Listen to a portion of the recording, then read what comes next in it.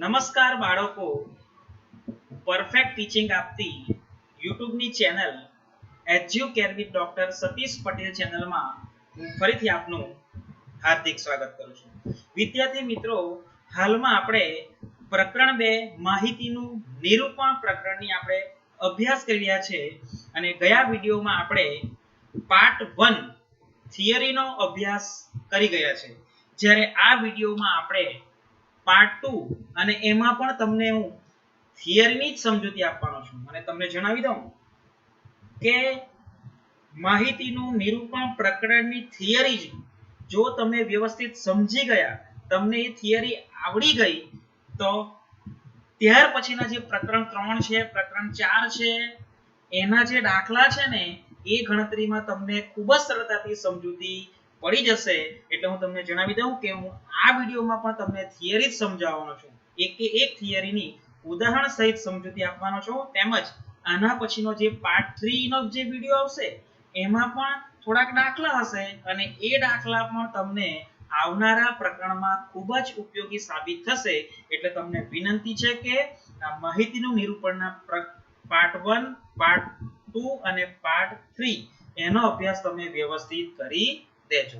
તો બાળકો, જે બાળક મારી ચેનલ પર નવા આવ્યા છે તેમને મારી ચેનલ સબસ્ક્રાઇબ કરવા માટે વિનંતી કરું છું. તેમજ બેલ આઇકોન પર ક્લિક કરવાનું પણ હું વિનંતી કરું છું, જેથી જ્યારે પણ હું કોઈ વિડીયો મૂકું એનું નોટિફિકેશન તમને તાત્કાલિક ધોરણે મળી જાય. તેમજ તમારા મિત્રો અને તમારા સગા સંબંધીઓ જો કોઈ ધોરણ 11 માં અભ્યાસ કરતા હોય તો તેમને મારી ચેનલની લિંક પણ શેર કરવા માટે હું વિનંતી કરું છું કે જેથી તમારા મિત્રો કે સગા સંબંધીઓ ઘરે બેસીને પણ પોતાનો અભ્યાસ કરી શકે. તો ચાલો બાળકો, આપણે પાર્ટ 2 ના વિડીયોની શરૂઆત કરીએ.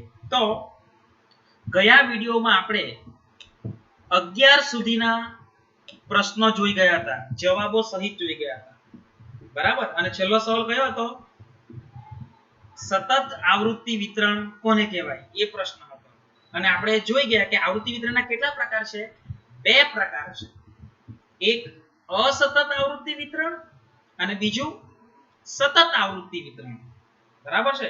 પણ હવે તમને પ્રશ્ન થતો હશે કે આપણે અવર્ગીકૃત આપણને માહિતી મળે એના પરથી આપણે આવૃત્તિ વિતરણ બનાવીએ છીએ.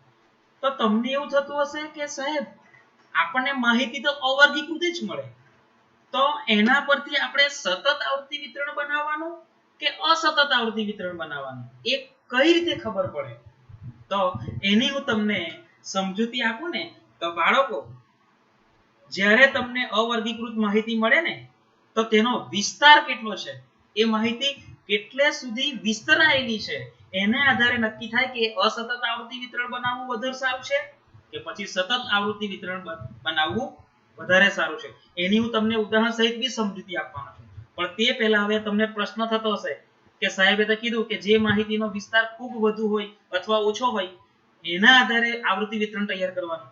તો પહેલા તમને સમજાવું છું કે વિસ્તાર કોને કહેવાય. તો સવાલ નંબર 12, વિસ્તારનું સૂત્ર લખો. જો વિસ્તારનું સૂત્ર તમને આવડે ને તો એની વ્યાખ્યા બી તમને આવડી જ જશે. હું પહેલા સૂત્ર સમજાવું અને સૂત્ર પરથી હું એની વ્યાખ્યા બનાવતા પણ તમને શીખવી દઈશ. તો વિસ્તારનું સૂત્ર, તો જોડો ને વિસ્તારનું સૂત્ર. વિસ્તાર R બરાબર મહત્તમ કિંમત માઈનસ લઘુત્તમ કિંમત. એટલે કે મહત્તમ એટલે મોટામાં મોટી કિંમત અને લઘુત્તમ એટલે નાનામાં નાની કિંમત. તો હવે તમે મને કહો કે વિસ્તારની વ્યાખ્યા શું થશે અથવા વિસ્તારનો અર્થ શું થશે? તો આ સૂત્ર પરથી તમે એની વ્યાખ્યા બનાવી શકશો. તો સૂત્રમાં શું કીધું છે? સામાથી મહત્તમ કિંમતમાંથી લઘુત્તમ કિંમત બાદ કરતા આપણને શું મળે છે? વિસ્તાર મળે છે. એટલે તમને વિસ્તારનું સૂત્ર આવડતું હોય તો તમને વિસ્તારની વ્યાખ્યા આવડી જાય છે. એટલે વિસ્તારની વ્યાખ્યા શું આવશે? જોજો. આપેલ માહિતીની મહત્તમ કિંમતમાંથી લઘુત્તમ કિંમત બાદ કરતા વિસ્તાર મળે છે. એટલે તમને જે માહિતી આપેલી હોય એ માહિતીમાં મોટામાં મોટી કિંમતમાંથી નાનામાં નાની કિંમત બાદ કરતા આપણને વિસ્તાર મળે છે. અને આ વિસ્તાર કેટલો આવે છે એના આધારે તમારે કયું આવૃત્તિ વિતરણ બનાવવું યોગ્ય છે ને એનો તમને ખ્યાલ આવશે. તો ચાલો એક ઉદાહરણ દ્વારા આપણે એની સમજૂતી મેળવીએ. તો જુઓ, શહેરના એક માર્ગ પર મે માસ દરમિયાન થયેલ દૈનિક અકસ્માતોની સંખ્યા નીચે પ્રમાણે છે. તો આ અવર્ગીકૃત માહિતી છે. આપણને અકસ્માતોની મે મહિનામાં થયેલ અકસ્માતોની સંખ્યા આપણને અવર્ગીકૃત માહિતી આપી છે. તો હવે આ જે માહિતી આપી છે એના પરથી અસતત આવૃત્તિ વિતરણ બનાવવાનું સારું કે સતત આવૃત્તિ વિતરણ બનાવવાનું સારું, એ નક્કી કરવા માટે તમારે વિસ્તાર જોવો પડે. અને વિસ્તારનું સૂત્ર મેં તમને શું જણાવ્યું છે આગળ? મહત્તમ કિંમત માઈનસ લઘુત્તમ કિંમત. તો જો આ માહિતીમાં મોટામાં મોટી કિંમત કઈ છે? જો મોટામાં મોટી કિંમત 5 જ છે. જો 5, 0 થી લઈને 5 સુધીની કિંમત છે. જો બરાબર છે. અને નાનામાં નાની કિંમત કઈ છે? જો નાનામાં નાની કિંમત કેટલી છે? 0 છે. એટલે વિસ્તાર r બરાબર કેટલો થશે? જો r બરાબર મોટામાં મોટી કિંમત 5 માઈનસ નાનામાં નાની કિંમત 0, એટલે વિસ્તાર કેટલો આવ્યો છે? જો વિસ્તાર બરાબર 5. એટલે જો વિસ્તાર ખૂબ જ નાનો આવ્યો છે અને વિસ્તાર ખૂબ જ ઓછો હોય ને ત્યારે કયું આવૃત્તિ વિતરણ બનાવવામાં આવે છે? અસતત. કયું? અસતત આવૃત્તિ વિતરણ બનાવવાનું સારું પડે છે, કારણ કે વિસ્તાર ખૂબ જ ઓછો હોય છે. ખાસ કરીને વિસ્તાર 10 થી ઓછો હોય ને ત્યારે અસતત આવૃત્તિ વિતરણ બનાવવાનું ખૂબ જ સહેલું હોય છે. સમજ પડી ગઈ? એટલે માહિતીના વિસ્તારને આધારે અસતત આવૃત્તિ વિતરણ બનાવવાનું કે સતત આવૃત્તિ વિતરણ બનાવવાનું એનો આપણને ખ્યાલ આવે છે. તો આ અવર્ગીકૃત માહિતી પરથી અસતત આવૃત્તિ વિતરણ કેવી રીતે બનાવી શકાય? તો જુઓ, અહીં નાનામાં નાની કિંમત 0 થી શરૂઆત કરીને મોટામાં મોટી કિંમત સુધીની આપણે બધી સંખ્યા લખી દીધી. જો 0 થી 5 સુધીની સંખ્યા આપણે લખી દીધી. બરાબર છે. અને તમે જોઈ શકો છો કે 6 જ લીટીમાં આપણું આવૃત્તિ વિતરણ બની ગયું, કારણ કે વિસ્તાર ઓછો છે. બરાબર? એટલે જ્યારે વિસ્તાર ઓછો હોય ત્યારે આપણે અસતત આવૃત્તિ વિતરણ સરળતાથી અને ઓછા સમયમાં આપણે ઝડપથી બનાવી શકીએ છીએ. બરાબર છે. હવે બીજું ઉદાહરણ જોઈએ. તો જુઓ, એક સુપર મોલમાં 4 અઠવાડિયા દરમિયાન થયેલ વેચાણના આંકડા 1000 રૂપિયામાં નીચે મુજબ છે. એટલે આ પણ આપણને અવર્ગીકૃત માહિતી મળી છે. તો હવે તમે આ માહિતીનો અભ્યાસ કરો તો તમને ખબર પડશે કે આ માહિતીમાં મોટામાં મોટી કિંમત કઈ છે? આપણે પહેલા વિસ્તાર જોવો પડે. તો મોટામાં મોટી કિંમત કઈ છે? જુઓ, હા 265 છે. જુઓ, અને નાનામાં નાની કિંમત કઈ છે? જો નાનામાં નાની કિંમત 90 છે. એટલે તમે વિસ્તાર જો શોધો ને તો વિસ્તાર r બરાબર કેટલા છે? વિસ્તાર r બરાબર 265 માઈનસ નાનામાં નાની કિંમત 90, એટલે વિસ્તાર કેટલો થશે? જુઓ 265 માઈનસ 90 એટલે 175 થશે. જુઓ કેટલા થશે? 175 થશે. જુઓ તમે, વિસ્તાર કેવડો મોટો છે. એટલે જ્યારે વિસ્તાર ખૂબ મોટો હોય ને ત્યારે અસતત આવૃત્તિ વિતરણ બનાવી શકાય નહીં. અને જો તમે અસતત આવૃત્તિ વિતરણ બનાવવા જાય ને તો તમે વિચાર કરો, 90, 91, 92 ત્યાંથી તમે લખતા જાઓ અને ક્યાં સુધી લખવા પડે તમારે? મોટા મોટી કિંમત કેટલી છે? 265 સુધી છે. એટલે તમારે ત્યાં સુધી લખવું પડે. વિચાર કરો તો તમારા કેટલા પાના ભરાય? 90 થી 265 સુધી તમે લખ્યા કરજો. તો વિચાર કરો, જ્યારે માહિતીનો વિસ્તાર જો કેટલો મોટો છે, 90 થી 265 એટલે 175 સુધીનો વિસ્તાર છે.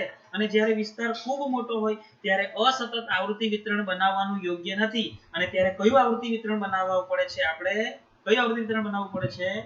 સતત આવૃત્તિ વિતરણ બનાવવું પડે છે. તો સતત આવૃત્તિ વિતરણ જો કેવી રીતે બનાવાય? તો જો સતત આવૃત્તિ વિતરણમાં વર્ગો બનાવવામાં આવે છે.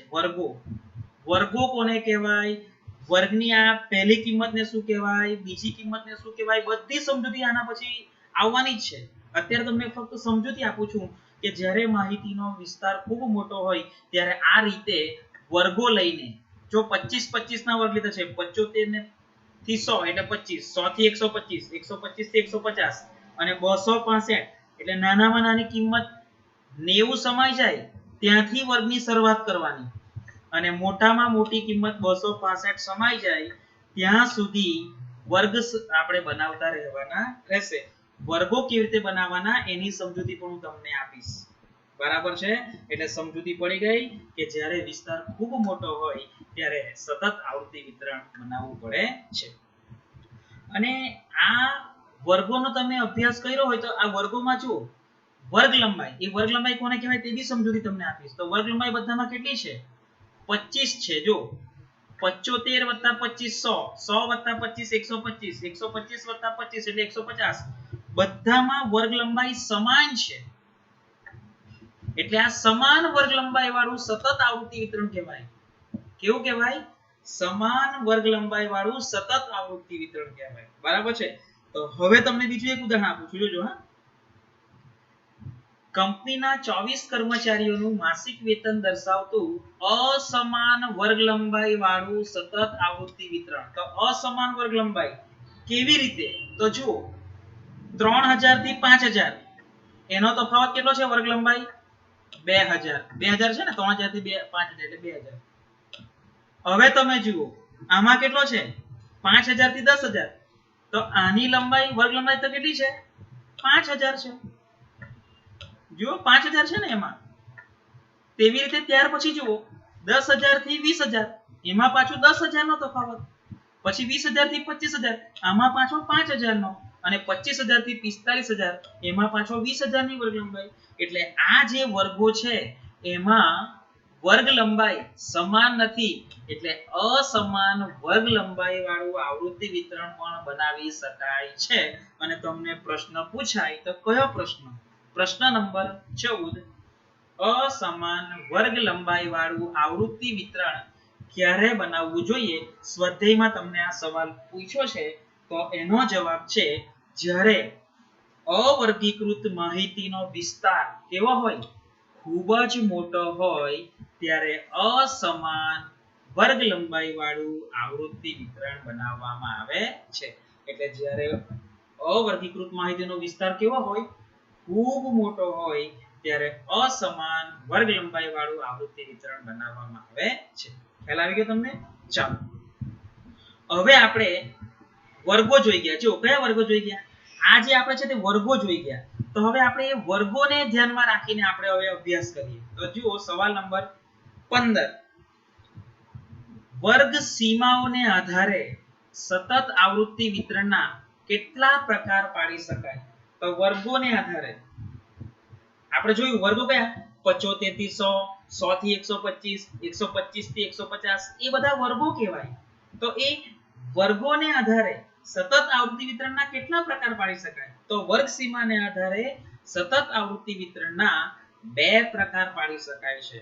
તો પહેલો પ્રકાર છે નિવારક સતત આવૃત્તિ વિતરણ અને બીજું છે અનિવારક સતત આવૃત્તિ વિતરણ. તો મારા વાલા બાળકો, આ નિવારક અને અનિવારક કોને કહેવાય એ તમારે ખૂબ જ વ્યવસ્થિત રીતે સમજવાનું રહેશે. યાદ રાખજો, કારણ કે દાખલામાં તમને પૂછાશે કે નીચે આપેલી માહિતી પરથી નિવારક સતત આવૃત્તિ વિતરણ બનાવો અથવા તો અનિવારક સતત આવૃત્તિ વિતરણ બનાવો, એવું તમને પૂછાશે. તો વર્ગ સીમાને આધારે સતત આવૃત્તિ વિતરણના બે પ્રકારો છે, એક નિવારક સતત આવૃત્તિ વિતરણ અને બીજું અનિવારક સતત આવૃત્તિ વિતરણ. તો હવે આપણે પહેલા નિવારક સતત આવૃત્તિ વિતરણને સમજીએ અને ત્યાર પછી આપણે અનિવારક સતત આવૃત્તિ વિતરણને સમજીશું. તો પહેલા સવાલ નંબર 16, નિવારક સતત આવૃત્તિ વિતરણની વ્યાખ્યા આપો અથવા નિવારક સતત આવૃત્તિ વિતરણ કોને કહેવાય? તો પહેલા એક ઉદાહરણ દ્વારા સમજૂતી તમને આપું. પછી તમે એની વ્યાખ્યા કેટલી સરળ થશે ને એ તમે જોજો.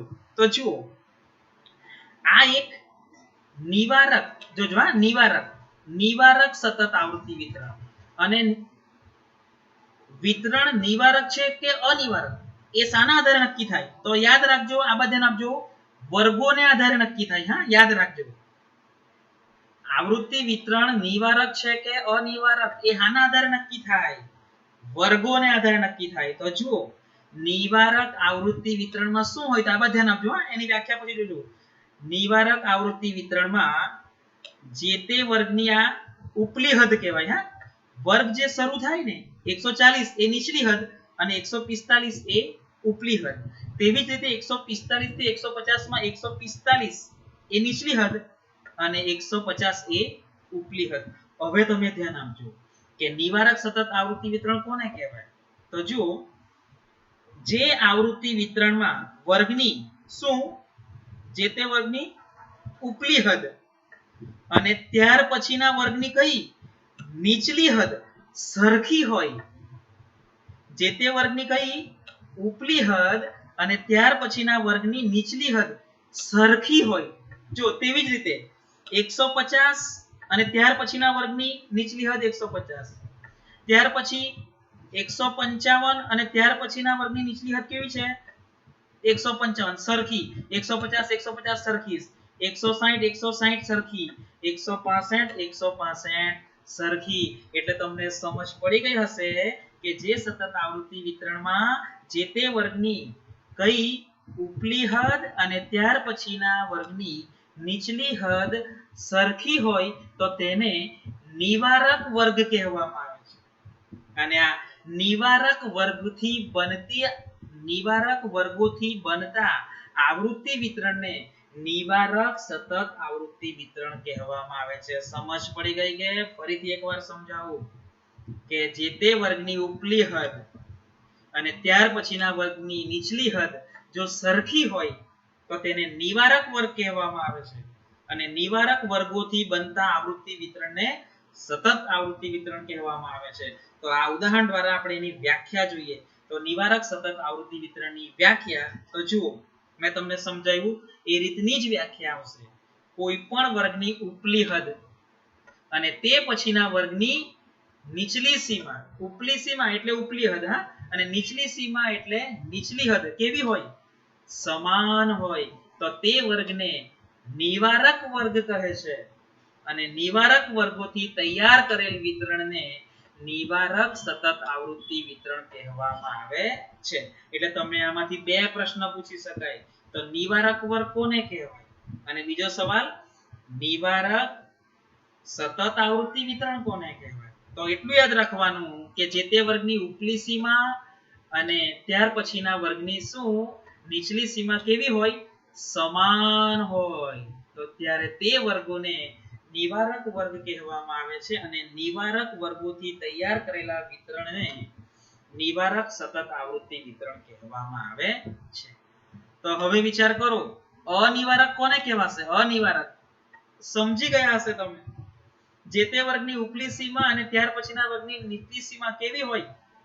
સમાન ન હોય તેને અનિવારક સતત આવૃત્તિ વિતરણ કહેવામાં આવે છે. તો ધ્યાન આપો. હવે આપણે જોઈએ સવાલ નંબર 17, અનિવારક સતત આવૃત્તિ વિતરણની વ્યાખ્યા લખો.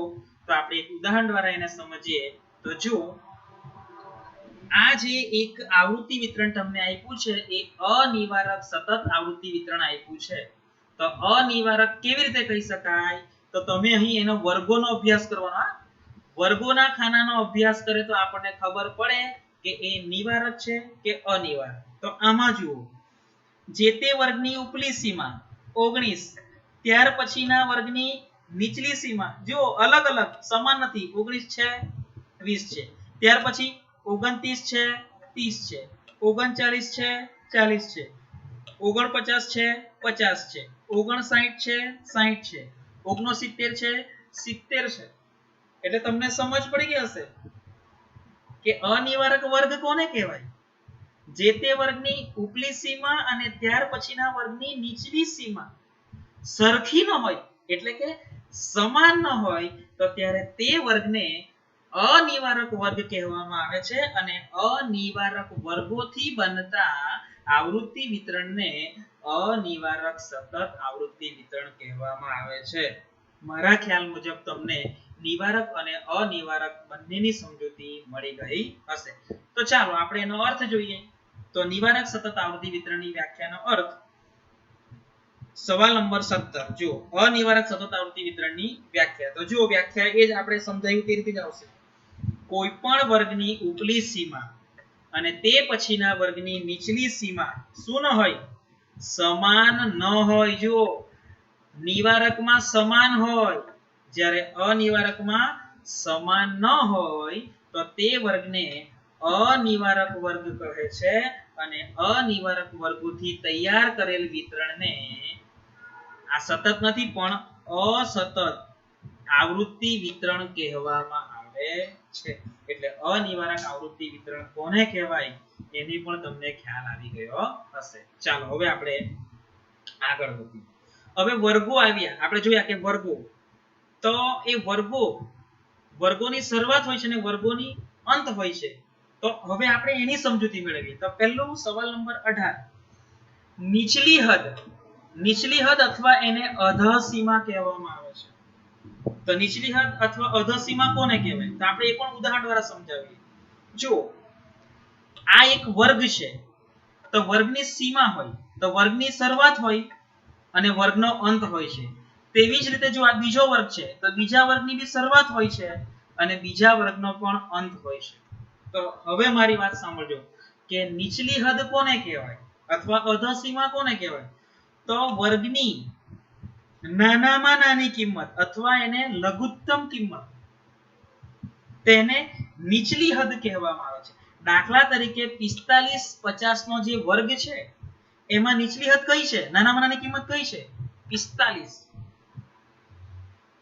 બરાબર છે. સમજૂતી ફરીથી સમજાવું કે આપણે આ 60 થી 65 નો વર્ગ છે એની નીચલી હદ કઈ કહેવાય?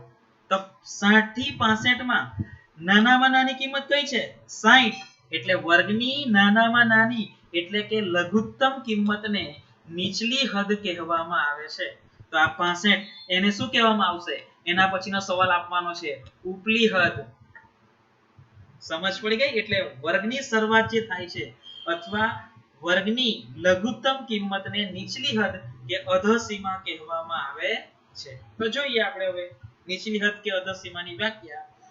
તો જે તે વર્ગની લઘુત્તમ કિંમત એટલે કે નાનામાં નાની કિંમતને તે વર્ગની નીચલી હદ કે અધસીમા કહેવામાં આવે છે. ખ્યાલ આવી ગયો? જે તે વર્ગની નાનામાં નાની કિંમતને તે વર્ગની બીજા વર્ગની નહીં, તે વર્ગની જ અધસીમા કે નીચલી હદ કહેવામાં આવે છે. ચાલો હવે સવાલ નંબર 19 ઉપલી હદ અથવા ઉધ્વ સીમાની વ્યાખ્યા લખો. તો હવે તમને સમજ પડી જશે ઉપલી હદ કોને કહેવાય. તો તે બી ઉદાહરણ દ્વારા સમજાવી આપણે. તો 35 થી 40 નો જે વર્ગ છે એમાં મોટામાં મોટી એટલે મહત્તમ કિંમત કેટલી છે? 40. તો એની ઉપલી હદ કઈ કહેવાય? 40. એટલે જે તે વર્ગની મહત્તમ કિંમતને શું કહેવામાં આવે? ઉધ્વ સીમા કે ઉપલી હદ કહેવામાં આવે છે.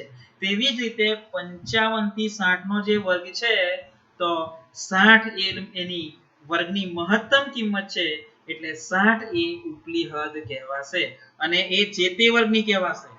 55-60 માં જે આ 60 છે એ તે વર્ગની જ ઉપલી હદ કહેવાય. જ્યારે 50 થી 55 માં ઉપલી હદ કઈ કહેવાશે? 55 કહેવાશે. સમજ પડી ગઈ?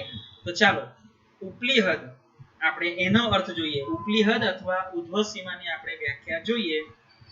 તો જુઓ, જે તે વર્ગની મહત્તમ કિંમત એટલે કે મોટામાં મોટી કિંમતને તે વર્ગની, જો અહીંયામાંથી નીચલી હદ લખાઈ ગયું છે પણ નીચલી હદ નથી, એ શું છે? જો કઈ હદ છે? ઉપલી હદ કહેવાય. બરાબર છે? એટલે આ સુધારી દેવાનું છે તમારે. હા, ચિંતા નહીં કરવાની. જે તે વર્ગની મહત્તમ કિંમત એટલે કે મોટામાં મોટી કિંમતને તે વર્ગની ઉપલી હદ કે અહીંયા પણ માંથી ઉધ્વ સીમા અધસીમા છે પણ ઉધ્વ સીમાની પણ તમારે શું લખવાનું છે? ઉધ્વ સીમા કહેવામાં આવે છે. એટલે જે તે વર્ગની મહત્તમ કિંમત એટલે કે મોટામાં મોટી કિંમતને તે વર્ગની ઉપલી હદ કે ઉધ્વ સીમા કહેવામાં આવે છે. ચાલો હવે આપણે આગળ વધીએ. હવે અધ સીમા બિંદુનું સૂત્ર. જો આપણે ખાલી અગાડી શું જોયું, અધ સીમા કોને કહેવાય, ઉધ્વ સીમા કોને કહેવાય તે સમજીએ. હવે આપણે ઉધ્વ સીમા બિંદુ, તો 20મો સવાલ, અધ સીમા બિંદુનું સૂત્ર લખો. તો આ સૂત્ર તમને આવડી જશે ને એટલે અધ સીમા બિંદુ કોને કહેવાય ને એની વ્યાખ્યા તમને આવડી જશે. તો જો ચાલો આપણે એનું સૂત્ર જોઈએ કે અધ સીમા બિંદુ બરાબર જે તે વર્ગની નીચલી સીમાની કિંમત, એટલે જે તે વર્ગની નીચલી હદ વત્તા, જોજો વચ્ચે વત્તા છે, વત્તા તેની ઉપરના વર્ગની ઉપલી સીમાની કિંમત, તેના ઉપરના વર્ગની ઉપલી સીમાની કિંમત ભાગ્યા 2, એને શું કહેવામાં આવે, અધઃ સીમા બિંદુ કહેવામાં આવે છે. તો આના પરથી એની વ્યાખ્યા શું બને, અધઃ સીમા બિંદુ કોને કહેવાય? તો આ સૂત્રને આપણે લખી દેવાનું. તો જુઓ, જે તે વર્ગની નીચલી સીમાની કિંમત અને તેની ઉપરના વર્ગની ઉપલી સીમાની કિંમતના સરવાળાને કેટલા વડે ભાગતા, 2 વડે ભાગતા આપણને વર્ગની અધઃ સીમા બિંદુ મળે છે. સમજ પડી ગઈ? ફરીથી એકવાર, જે તે વર્ગની નીચલી સીમા અને તેના ઉપરના વર્ગની ઉપલી સીમાના કિંમતના સરવાળાને 2 વડે ભાગતા જે તે વર્ગનું અધઃ સીમા બિંદુ મળે છે. બરાબર? તો એની વ્યાખ્યા જોઈ લેજો. સૂત્ર પરથી આપણે વ્યાખ્યા બનાવી દીધી. જો જે તે વર્ગની નીચલી સીમાની કિંમત અને તેની ઉપરના વર્ગની ઉપલી સીમાની કિંમતના સરવાળાને 2 વડે ભાગતા તે વર્ગનું અધઃ સીમા બિંદુ મળે છે. તો ચાલો એક ઉદાહરણ દ્વારા આપણે જોઈએ કે અધઃ સીમા બિંદુ. તો ચાલો આપણે અધઃ સીમા બિંદુ શોધીએ. તો ધારો કે મારે 30 થી 39 નો જે વર્ગ છે એનું મારે અધઃ સીમા બિંદુ શોધવાનું છે. તો અધઃ સીમા બિંદુનું સૂત્ર આપણે શું જોયું, જો તે વર્ગની નીચલી સીમાની કિંમત વત્તા તેની ઉપરના વર્ગની ઉપલી સીમાની કિંમત ભાગ્યા 2. તો ચાલો આપણે જોઈએ કે 30 થી 39 માં નીચલી સીમાની કિંમત કઈ છે? તે વર્ગની નીચલી સીમા કેટલી છે? 30 વત્તા તેના અગાઉના વર્ગની, તો તેનો અગાઉનો વર્ગ કયો છે? 20 થી 29, અને એની ઉપલી સીમા, તો એની ઉપલી સીમા આગળના વર્ગની ઉપલી હદ કઈ છે? 29, એટલે 30 વત્તા 29 ભાગ્યા 2, એટલે 59 ભાગ્યા 2 એટલે 29.5. એ આપણી શું આવશે? 29.5 એ આપણી અધઃ સીમા બિંદુ આવશે. સમજ પડી ગઈ? ચાલો હવે આ બીજું જોઈએ. 60 થી 59 ના વર્ગની આપણે અધઃ સીમા બિંદુ શોધવાનું છે. તો સૂત્ર યાદ કરો, જે તે વર્ગની શું નીચલી હદ કેટલી છે? 60 વત્તા એના અગાઉના વર્ગની ઉપલી હદ, તો એનો અગાઉનો વર્ગ કયો છે? 50 થી 59, અને એની ઉપલી હદ કઈ છે? 59, એટલે 60 વત્તા 59 ભાગ્યા 2 એટલે 119 ભાગ્યા 2 એટલે 59.5 એ આપણી અધઃ સીમા આવશે.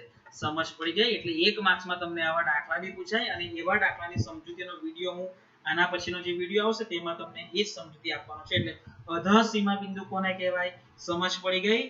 જે તે વર્ગની નીચલી હદ અને તેના અગાઉના વર્ગના ઉપલા હદના સરવાળાને 2 વડે ભાગતા મળતી કિંમતને શું કહેવામાં આવે છે?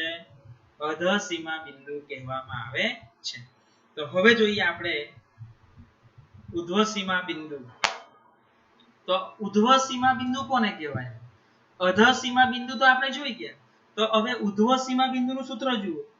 સવાલ નંબર 20, ઉધ્વ સીમા બિંદુ. તો જો જોયા ને સૂત્ર, જે તે વર્ગની ઉપલી સીમાની કિંમત એટલે જે વર્ગનો આપણે ઉધ્વ સીમા બિંદુ શોધતા હોઈએ તે વર્ગની ઉપલી સીમા વત્તા તે પછીના વર્ગની જોજો તે પછીના વર્ગની નીચલી સીમાની કિંમત ભાગ્યા 2 એટલે જે તે વર્ગની ઉપલી સીમા એટલે ઉધ્વ સીમા બી કહેવાય વત્તા ત્યાર પછીના વર્ગની નીચલી સીમા એટલે કે અધઃ સીમા ભાગ્યા 2 એટલે આપણને ઉધ્વ સીમા બિંદુ મળે છે તો એની વ્યાખ્યા શું બનશે જો બાળકો અથવા બીજું બી એક સૂત્ર આપ્યું છે કે જ્યારે તમને અધઃ સીમા બિંદુ આપેલું હોય અને વર્ગ લંબાઈ આપેલું હોય તો ત્યારે ઉધ્વ સીમા બિંદુનું સૂત્ર કયું બને અધઃ સીમા બિંદુ વત્તા વર્ગ લંબાઈ કરવાથી આપણને ઉધ્વ સીમા બિંદુ મળે છે પરંતુ આપણે આ સૂત્રને આધારે એની આપણે વ્યાખ્યા બનાવીએ તો વ્યાખ્યા શું બનશે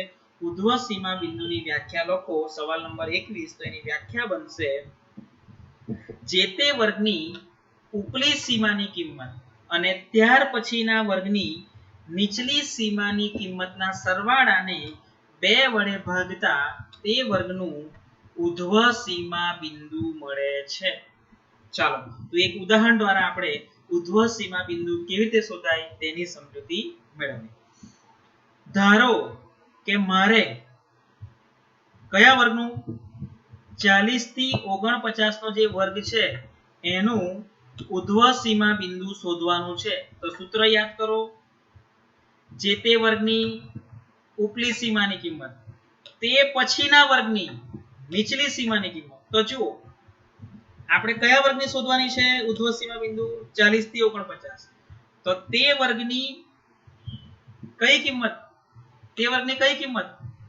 ઉપલી કિંમત એટલે કે ઉપલી હદ તો એની ઉપલી હદ કેટલી છે જુઓ 49 છે ને તો જો 49 વત્તા ત્યાર પછીના વર્ગ તો ત્યાર પછીનો વર્ગ કયો છે 50 થી 59 અને ત્યાર પછીના વર્ગની નીચલી સીમાની કિંમત તો ત્યાર પછીના વર્ગની નીચલી સીમાની કઈ કિંમત છે 50 ભાગ્યા 2 એટલે 49 વત્તા 50 એટલે 99 અને 99 ભાગ્યા 2 એટલે આપણી ઉધ્વ સીમા બિંદુ કયું આવશે 49.5 તેવી જ રીતે જો આ 70 થી 59 માં આપણે શોધવું હોય તો 70 થી 59 માં ઉપલી હદ કેટલી 59 એટલે 59 અને ત્યાર પછીના વર્ગની નીચલી હદ કેટલી 80 એટલે 69 વત્તા 80 ભાગ્યા 2 એટલે ઉધ્વ સીમા બિંદુ આવશે શું આવશે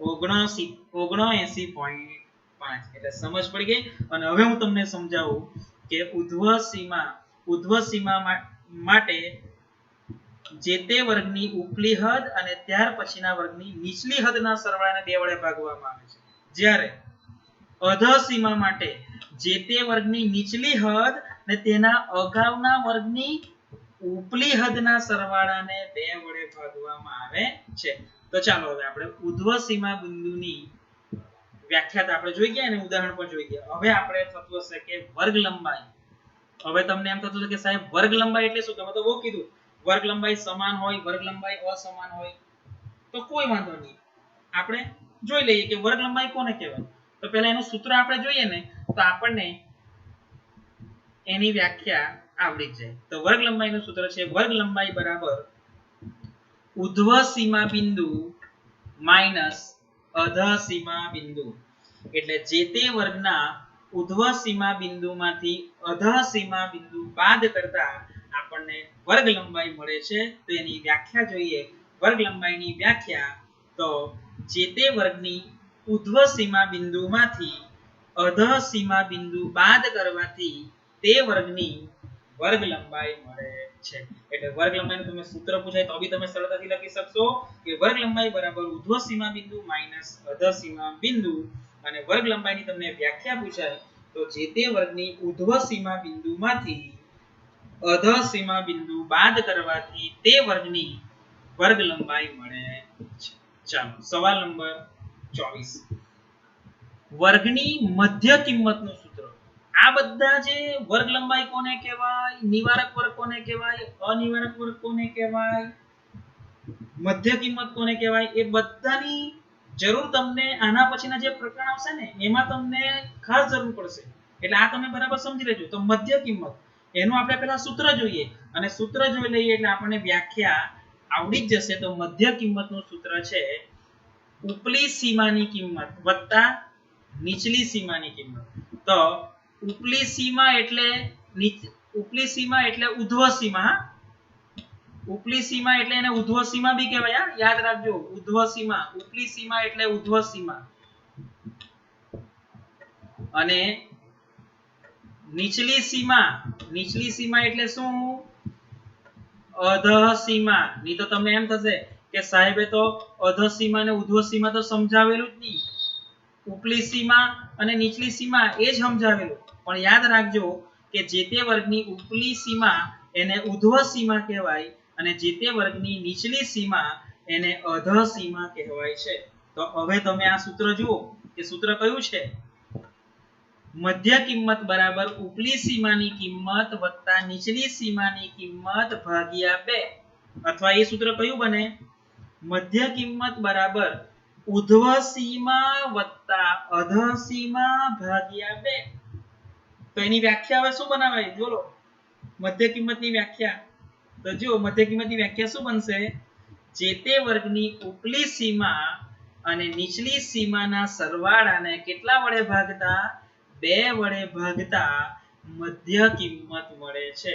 એટલે જે તે વર્ગની ઉપલી સીમા અને નીચલી સીમાના સરવાળાને 2 વડે ભાગતા મધ્ય કિંમત મળે છે. દાખલા તરીકે જોજો, દાખલા તરીકે સમજાય દેમ તમને. 20 થી 30 નો વર્ગ છે,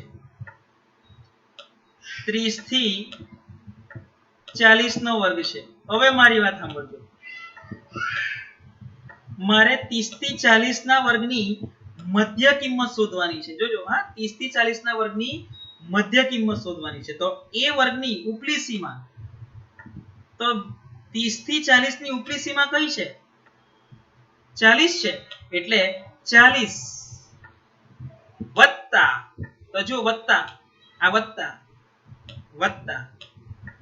નીચલી સીમાની કિંમત. તો 30 થી 40 માં નીચલી કિંમત કઈ છે? 30. એટલે 40 વત્તા 30 ભાગ્યા 2. એટલે 70 ભાગ્યા 2. એટલે મધ્ય કિંમત કેટલી મળશે? 35. સમજ પડી? એટલે જે તે વર્ગની મધ્ય કિંમત શોધવા માટે એની ઉધ્વ સીમા વત્તા અધઃ સીમા ભાગ્યા 2. એવી રીતે જો આ 20 થી 30 ની શોધવાની હોય તો 30 વત્તા 20 ભાગ્યા 2 એટલે 25 આવશે. એટલે મધ્ય કિંમત એટલે જે તે વર્ગની ઉધ્વ સીમા અને અધઃ સીમાના સરવાળાને 2 વડે ભાગતા મધ્ય કિંમત મળે છે. ઓકે, ચાલો હવે આપણે આગળ વધીએ. 26મો સવાલ, અને આજના વિડિયોનો આ છેલ્લો સવાલ, બરાબર છે? અને એના પણ 2 પ્રકાર પડશે પાછા. તો સંચય આવૃત્તિ વિતરણની વ્યાખ્યા લખો. સંચય આવૃત્તિ વિતરણ. તો સંચય આવૃત્તિ વિતરણને CFI તરીકે પણ ઓળખવામાં આવે છે. સંચય આવૃત્તિને CFI તરીકે પણ ઓળખવામાં આવે છે. ચાલો તો આપણે જોઈએ કે સંચય આવૃત્તિ કોને કહેવાય. પછી ઉદાહરણ દ્વારા એની સમજૂતી બી મેળવીએ. તો જોજો, ચલની જાણીતી કિંમત કે વર્ગની આવૃત્તિ અને તેની આગળની બધી જ કિંમત કે વર્ગોની આવૃત્તિના સરવાળાને સંચય આવૃત્તિ કહેવામાં આવે છે. હવે આ વ્યાખ્યા પરથી તમને બહુ ખ્યાલ નહીં આવ્યો હશે, મને સમજ પડી ગઈ હશે કે તમને બહુ ખ્યાલ નહીં આવ્યો હશે, પણ એક ઉદાહરણ દ્વારા તમને સમજાવું કે જે તે વર્ગની ચલ કિંમત અથવા તેની આવૃત્તિ અને તેની આગળની બધી જ કિંમત કે આવૃત્તિના સરવાળાને સંચય આવૃત્તિ કહેવામાં આવે છે. તો જો ઉદાહરણ દ્વારા જોઈએ આપણે, અને તેના વિતરણને સંચય આવૃત્તિ વિતરણ કહે છે. એટલે તમને આમાં 2 પ્રશ્ન પૂછાય કે સંચય આવૃત્તિ કોને કહેવાય, અને બીજો સવાલ કયો પૂછાય? સંચય આવૃત્તિ વિતરણ કોને કહેવાય. તો સંચય આવૃત્તિ પૂછે તો તમારે આટલે સુધી સવાલ લખવાનો, અને જો તમને સંચય આવૃત્તિ વિતરણ પૂછાય તો તમારે આખો સવાલનો જવાબ લખી દેવાનો હોય છે. ચાલો તો એક ઉદાહરણ દ્વારા આપણે સમજીએ કે સંચય આવૃત્તિ વિતરણ કોને કહેવાય. તો જોજો, આ એક ચલની કિંમત છે 0, બરાબર, અને એની સામે જે આ f છે ને એની આવૃત્તિ છે, બરાબર. આ શું છે? આવૃત્તિ છે. આ x એ ચલ છે, અને ચલ ક્યાં છે? જો ચલ ક્યાંથી ક્યાં સુધી છે? 0 થી 3 સુધી છે. તો જોજો હવે આ ચલ કિંમતની આવૃત્તિ કેટલી છે? 10 છે. અને તેના આગળની બધી જ કિંમત, તો 10 ની આગળ છે હું કઈ? 10 ની ઉપર કઈ કિંમત છે હું? આવૃત્તિ નથી ને, એટલે જો પહેલાની આવૃત્તિ 10 જ આવશે. આ CFI કહેવાય. આ CFI નું ખાનું છે. જો સંચય આવૃત્તિ નું ખાનું છે. હવે ધ્યાન આપજો કે 1 ની સામે કેટલી છે આવૃત્તિ? 1 ની સામે આવૃત્તિ કેટલી છે? જો 25, અને 25 ની આગળ કેટલા છે? 10, એટલે 25 + 10 એટલે બીજાની CFI કેટલી થાય? 35. એટલે જે તે વર્ગની આવૃત્તિ અને તેના અગાઉના વર્ગની આવૃત્તિના સરવાળાને CFI કહેવામાં આવે છે. તેવી જ રીતે 2 ની સામે કેટલી આવૃત્તિ છે? 12, અને 12 ની આગળ કેટલા છે? 10, 25 છે. એટલે આપણે 3 નો સરવાળો કરવા પડશે. તો જુઓ 10 + 25 + 12 એટલે એની CFI કહેવાશે 47, અને 3 ની સામે જુઓ આવૃત્તિ છે 3 એટલે એની ઉપરની 10 + 25 + 12 + 3 એટલે 50. મતલબમાં સંચય આવૃત્તિ એટલે જે તે ચલની આવૃત્તિ અને તેની અગાઉના વર્ગની બધી આવૃત્તિના સરવાળાને સંચય આવૃત્તિ કહેવામાં આવે છે. સમજ પડી ગઈ હશે? જે તે વર્ગની આવૃત્તિ અને તેની અગાઉના વર્ગની બધી આવૃત્તિના સરવાળાને સંચય આવૃત્તિ કહેવામાં આવે છે, અને સંચય આવૃત્તિથી બનતા વિતરણને સંચય આવૃત્તિ વિતરણ કહેવામાં આવે છે. ખ્યાલ આવી ગયો? ચાલો પાછા સંચય આવૃત્તિ વિતરણના પણ પાછા બે પ્રકાર છે. તો આપણે જોઈએ સંચય આવૃત્તિના કેટલા પ્રકાર છે. તો સંચય આવૃત્તિના પાછા બે પ્રકાર છે. તમને પ્રશ્ન પૂછાય કે સંચય આવૃત્તિના કેટલા પ્રકાર છે? તો સંચય આવૃત્તિ વિતરણના બે પ્રકારો છે. નંબર 1 થી ઓછા પ્રકારનું. કયા પ્રકારનું? થી ઓછા પ્રકારનું. દાખલા બી પૂછાશે કે થી ઓછા પ્રકારનું સંચય આવૃત્તિ વિતરણ બનાવો, અને બીજું કયું આવશે? થી વધુ, અને બીજું છે થી વધુ પ્રકારનું સંચય આવૃત્તિ વિતરણ. તો ચાલો વારાફરતી આપણે એને પણ સમજીએ. તો પહેલા આપણે સમજીએ થી ઓછા પ્રકારનું સંચય આવૃત્તિ વિતરણની વ્યાખ્યા લખો. તો જુઓ આપેલ ચલની કિંમત કે આપેલ વર્ગની ઉધ્વ સીમા બિંદુથી શું છે? જો ઉધ્વ સીમા બિંદુથી ઓછી કિંમત ધરાવતા અવલોકનોને સમાવતા બધી જ કિંમતો કે વર્ગની આવૃત્તિઓના સરવાળાને થી ઓછા પ્રકારની સંચય આવૃત્તિ વિતરણ કહેવામાં આવે છે. વ્યાખ્યામાં તમને સમજૂતી નહીં મળી હોય તો આપણે ઉદાહરણ દ્વારા સમજૂતી મેળવીએ, અને તેના વિતરણથી જે બને એને થી ઓછા પ્રકારનું સંચય આવૃત્તિ વિતરણ કહે છે. તો જુઓ આ જે ચલ છે બરાબર છે, અથવા એને ઉધ્વ સીમા બિંદુ આપણે દર્શાવીએ. ઉધ્વ સીમા બિંદુ, તો ઉધ્વ સીમા બિંદુથી ઓછી કિંમત ધરાવતા અવલોકનો. તો ધારો કે આપણે શૂન્યની વાત કરીએ તો શૂન્યની ઉપર તો કોઈ છે જ નથી ઓછું, એટલે શૂન્યની સામે કેટલા છે? 10 છે. એટલે આપણે જે સંચય આવૃત્તિની જે સમજૂતી મેળવીને એ જ છે થી ઓછા પ્રકારનું એવું જ છે. તો જો એની ઉપર તો કોઈ આવૃત્તિ છે જ નથી, એટલે એની તો 10 + 0 એટલે 10 જ આવશે. પછી જો આ ઉધ્વ સીમા બિંદુ છે ધારો કે 1, તો 1 ની સામે કેટલી આવૃત્તિ છે? 25. તો 25 થી અગાઉના જો ઓછી કિંમત ધરાવતા ઉધ્વ સીમાથી ઓછી, તો ઉધ્વ સીમા આપણી 1 છે, તો એનાથી ઓછી કિંમત ધરાવતા કયા છે? જો 0 છે, અને 0 ની આવૃત્તિ કેટલી છે? 10 છે. એટલે 25 + 10 જો એટલે 35. એવી જ રીતે ઉધ્વ સીમા આપણે 2 લઈએ તો 2 થી નાની કિંમત કઈ છે? 1 અને 0. તો એની આવૃત્તિ કઈ છે? 10, 25, અને 2 ની કેટલી છે? 12. એટલે 10 + 25 + 12 એટલે 47. મતલબમાં ઉધ્વ સીમા બિંદુથી ઓછી કિંમત ધરાવતા આવૃત્તિઓના સરવાળાને થી ઓછા પ્રકારનું સંચય આવૃત્તિ વિતરણ કહેવામાં આવે છે. સમજૂતી મળી ગઈ? ફરીથી એકવાર ઉધ્વ સીમા બિંદુથી ઓછી કિંમત ધરાવતા અવલોકનોની આવૃત્તિના સરવાળાને થી ઓછા પ્રકારનું સંચય આવૃત્તિ વિતરણ કહેવામાં આવે છે. યાદ રાખજો થી ઓછામાં ઉધ્વ સીમા બિંદુ આવે છે. થી ઓછામાં ઉધ્વ સીમા બિંદુ આવે, જ્યારે થી વધુમાં અધઃ સીમા બિંદુ આવશે. તો ચાલો છેલ્લો સવાલ હવે 29 નંબરનો સવાલ થી વધુ પ્રકારનો, માથી 28 લગાઈ ગયું છે પણ 29 સવાલ છેલ્લો સવાલ થી વધુ પ્રકારની સંચય આવૃત્તિ વિતરણની વ્યાખ્યા લખો.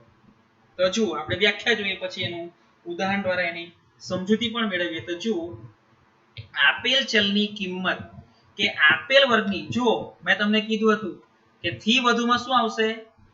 અધઃ સીમા બિંદુ. તો આપેલ ચલની કિંમત કે આપેલ વર્ગની અધઃ સીમા બિંદુ જેટલી કે તેથી વધુ કિંમત ધરાવતા અવલોકનોને સમાવતી બધી જ કિંમતો કે વર્ગની આવૃત્તિને થી વધુ પ્રકારની સંચય આવૃત્તિ કહે છે અને તેના વિતરણને થી વધુ પ્રકારની સંચય આવૃત્તિ વિતરણ કહે છે. તો ચાલો ઉદાહરણ દ્વારા આપણે જોઈએ. તો જુઓ હા, ધારો કે શૂન્ય આપણે લઈએ અધઃ સીમા બિંદુ છે. તો હવે વ્યાખ્યા જોજો. આપેલ વર્ગની અધઃ સીમા, તો આપેલ વર્ગની અધઃ સીમા આપણે શૂન્ય લઈ લઈએ. જેટલી કે તેથી વધુ કિંમત ધરાવતા અવલોકનોને સમાવતા બધી જ કિંમતો કે વર્ગની આવૃત્તિ. તો 0 ની સામે કેટલા છે? 10. અને 0 થી વધુ કિંમત ધરાવતા, તો 0 થી વધુ કિંમત ધરાવતા કોણ કોણ છે? 1 2 3. તો એ બધાની આવૃત્તિનો સરવાળો વત્તા આ 10 બી કરવાના. તો જુઓ 3 + 12 + 25 + 10 એટલે 50. સમજ પડી ગઈ? તેવી રીતે આપણે 1 નું શોધવાનું હોય તો 1 ની સામે કેટલી છે? 25. અને 25 પછી 12 અને 3. તો જો 3 12 25. પછી 2 ની સામે કેટલા છે? 12 12 + 3 15. અને 3 ની નીચે છે નથી એટલે 3 ની સામે 3 એટલે 3 જ આવશે. સમજ પડી ગઈ? થી વધુ પ્રકારનું કોને કહેવાય? જે તે વર્ગની અધઃ સીમા ને સમાવતી અને તેના કરતા વધુ કિંમત ધરાવતા અવલોકનોની આવૃત્તિના સરવાળાને થી વધુ પ્રકારની સંચય આવૃત્તિ વિતરણ કહેવામાં આવે છે. તો મારા વાલા બાળકોને આ જે મેં પાર્ટ 2 માં જે થિયરી સમજાવી છે એ થિયરીની સમજૂતી મળી ગઈ હશે એવી પણ હું આશા રાખું છું. અને આ થિયરીમાં આપણે જે કેટલીક બાબતો શીખ્યા છે, ઉપલી હદ કોને કહેવાય, નીચલી હદ કોને કહેવાય, ઉધ્વ સીમા બિંદુ કોને કહેવાય, અધઃ સીમા બિંદુ કોને કહેવાય, મધ્ય કિંમત કોને કહેવાય, એની જે સમજૂતી મેળવી છે એના ટૂંકા દાખલાનો વિડિયો લઈને હું પાર્ટ 3 માં સમજાવવાનો છું. તો ફરીથી હું આવો જ વિડિયો લઈને તમારી સમક્ષ ફરીથી ઉપસ્થિત થઈશ. જય હિન્દ, જય ભારત.